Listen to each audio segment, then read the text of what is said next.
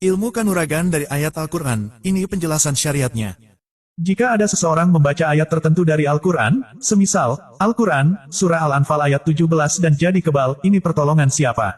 1. Jika itu memang terjadi, apakah pasti pertolongan Allah? Belum tentu. Allah Subhanahu wa Ta'ala memang Maha Kuasa atas segala sesuatu, dan tidak ada yang bisa terjadi tanpa izinnya, termasuk kalau seseorang tiba-tiba tidak bisa dilukai atau kebal.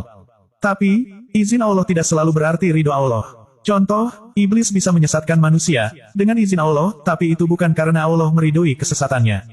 2. Kemungkinan memang Allah benar-benar menolong, bisa saja seseorang mendapat pertolongan langsung dari Allah karena 1. Ia ikhlas, taat, bertawakal, dan mengamalkan Al-Quran secara benar. 2. Ia berada dalam jihad fisabilillah, atau sedang membela kebenaran dengan niat yang bersih. Seperti kisah di Perang Badar, Allah memberi karomah, kemenangan. Tapi kondisi ini langka, dan tidak terjadi hanya karena sekadar membaca satu ayat secara teknis, melainkan karena iman, amal, dan keikhlasan yang kuat.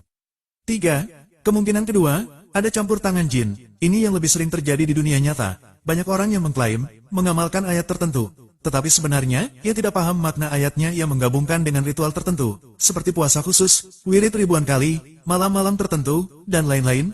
Bahkan ada yang dapat amalan dari guru spiritualnya, yang diam-diam melibatkan jin sebagai perantaranya. Jin sangat pintar menipu manusia, mereka bisa membuat seseorang merasa kuat, kebal, bisa tahu hal gaib, dan lain-lain. Padahal itu hanya tipuan untuk menjebak pada kesyirikan. Al-Quran bukan alat sulap, jika dipakai di luar petunjuk syariat, bisa menjadi alat syaitan menyesatkan manusia, meskipun secara lahir terlihat berhasil. 4. Allah menguji lewat keberhasilan yang menyesatkan. Kadang, seseorang merasa, amalan saya berhasil, berarti benar. Padahal keberhasilan itu bisa jadi istidraj, atau ujian yang menyesatkan. Rasulullah Shallallahu Alaihi Wasallam bersabda, jika kamu melihat Allah memberi seseorang kenikmatan dunia padahal ia terus-menerus dalam maksiat, maka ketahuilah itu adalah istidraj. Hadis riwayat Ahmad. Kesaktian bukan ukuran kebenaran, karena iblis pun bisa menipu dengan keajaiban. Tapi hidayah dan keselamatan hanya datang lewat jalan yang diajarkan Nabi Muhammad Shallallahu Alaihi Wasallam.